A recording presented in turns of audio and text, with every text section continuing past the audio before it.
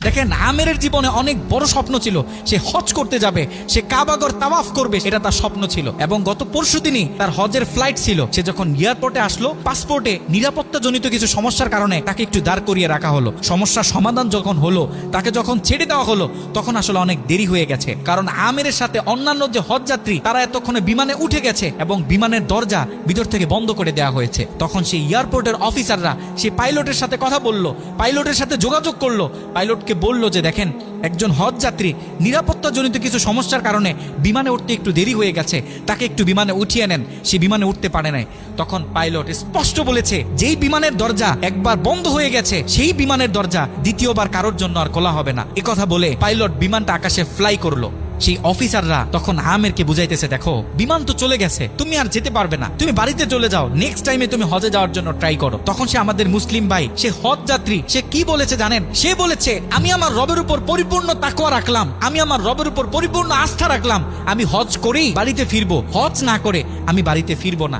কথা বলে সে এয়ারপোর্টে দাঁড়িয়ে রইল। ঠিক কতক্ষণ পর সেই বিমান থেকে এয়ারপোর্টে মেসেজ করা হলো যে বিমানের ভিতরে যান্ত্রিক সমস্যা দেখা গিয়েছে, খুব ইমার্জেন্সি বিমানটা সেই এয়ারপোর্টে ল্যান্ড করতে হবে। বিমানটা যখন এয়ারপোর্টে ল্যান্ড করা হলো, যান্ত্রিক যে ত্রুটি, এই ত্রুটিগুলো যখন সমস্যা সমাধান করা হচ্ছে, তখন সেই অফিসাররা সেই পাইলটের সাথে কথা বলেছে যে দেখেন, কোনোভাবে এই যাত্রীটা একটু নেওয়া যায় কিনা, সে তো হজ করার উদ্দেশ্যে বাড়ি থেকে বের হয়েছে, সে তো বাড়িতে যেতে চাচ্ছে না, হজ না করে তাকে একটু নিয়ে নেন।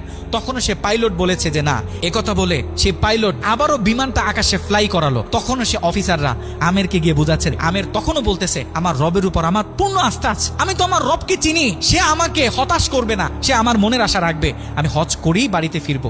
কথা যখন বলতেছে, এর ঠিক কিছুক্ষণ পরে আবারও সেই বিমান এয়ারপোর্টে মেসেজ করলো যে বিমানের ভিতরে এখন আগের চেয়ে বেশি কিছু যান্ত্রিক ত্রুটি দেখা গিয়েছে, বিমানটা আকাশে ফ্লাই করতেছে না, বিমানটা এমার্জেন্সি আবার এয়ারপোর্টে ল্যান্ড করতে হবে। বিমানটা যখন এয়ারপোর্টে ল্যান্ড করলো, তখন সে পাইলট নিজে বিমান থেকে নেমে সে অফিসারদেরকে বলতেছে, সেই হজ যাত্রী কই, যাকে ছাড়া আমরা মক্কার উদ্দেশ্যে রওনা দিলাম, তাকে আমার হাতে তুলে দেন। আমি যতটুকু বুঝতেছি, তাকে ছাড়া এই বিমান যতবারই আমরা আকাশে ফ্লাই করব, মক্কার উদ্দেশ্যে রওনা হব, আমার মনে হয় না যে এই বিমান স্বাভাবিকভাবে মক্কাতে গিয়ে পৌঁছাবে। তখন সে পাইলট সে আমেরের হাত ধরে নিজে নিয়ে সে বিমানের ভিতরে বসিয়ে দিল। দেখেন, আল্লাহ পাক তো স্পষ্ট বলতেছে, ওয়ামাই ইয়াতাওয়াক্কাল আলাল্লাহি ফাহুয়া হাসবুহ, যে আমি আল্লাহর উপর তাওয়াক্কুল করবে, তার জন্য আমি যথেষ্ট, যত বড় বিপদ হোক। যখন আপনি আল্লাহর উপর তাওয়াক্কুল করবেন, তখন আল্লাহ পাকের পক্ষ থেকে আপনার উপর যে বারাকা, যে ব্লেসিং গুলো আছে, এগুলো তখন আল্লাহ পাক বাড়িয়ে দিবে।